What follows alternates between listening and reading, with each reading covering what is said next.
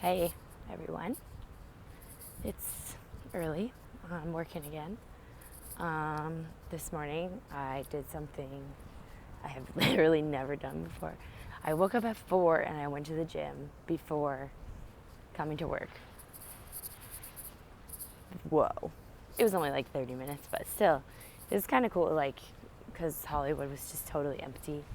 And just felt good to kind of get my body moving. I find that my body hurts more, like my lower back and my joints in general, if I am actually not active enough, like for me, which is a lot, I think.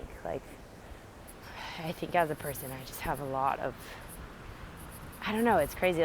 Like it was hard. This morning I woke up and I was like, am I really doing this? It's like, why not? Just try something different. Like in lieu of yesterday talking about if it feels like it's not me, it's like I've labeled myself to be like whatever it is, like, oh, that I can't wake up at a certain time or whatever. It's like, well, you can if you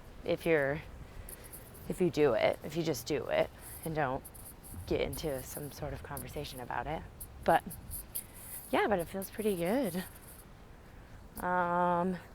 What's been on my mind a lot yesterday and today is the book The Untethered Soul.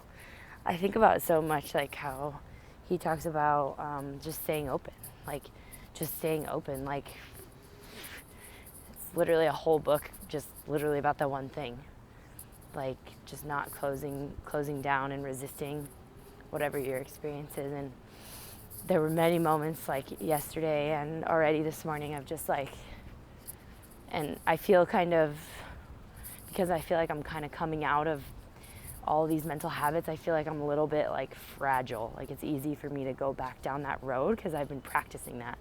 So I'm trying to practice something different, but it feels a little fragile and I feel a little sensitive because those other pathways of like anger and disappointment are like really strong right now. So I feel like sensitive. It's easy for me to go back down that road. So I'm just practicing staying like super open. And he talks so much about like falling behind your experience, like, you know, say all this crazy stuff happens. I remember he brings up you feel the pain of that and then you move, and then you move on, like on the natural scale, like how it would happen for an animal. That's what Martha Beck talks about too, is like animals. She saw in Africa, she saw this baby giraffe getting like just ripped to pieces by a lion, and all the other giraffes, like the mother giraffes, were watching and were horrified, and you could tell they were in fight or flight, like the giraffes were. They didn't know what to do. They were kind of frozen. And then, but the next day happens and the giraffes move on. Like it's frightening in that moment and it's horrifying, I'm sure. But like, and then they move on instead of like talking about it. Like she brings up this funny thing, like how imagine if all the mother giraffes were like humans, like, oh my God, can you even, they just talk about it and go on and on for years about an incident. And obviously that's an extreme example. Like if that were to happen for humans, and I think because our intellectual capacity is higher, there's like a grief period, like when you lose someone in your life. But it's just an interesting concept of just like, what if we experienced everything truly as it is? Like just honestly, it's painful for that moment, and then you let it go.